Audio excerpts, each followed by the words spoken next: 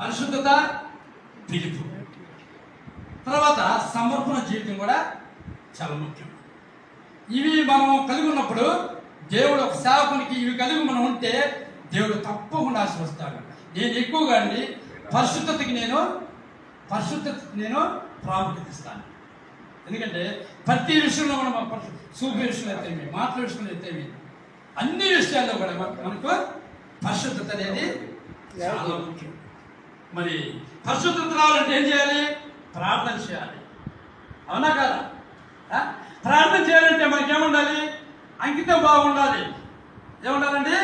సమర్పణ జీవితం మనకి ఉండాలి. ప్రార్థన చేయాలంటే సమర్పణ జీవితం మనకు ఉండాలి.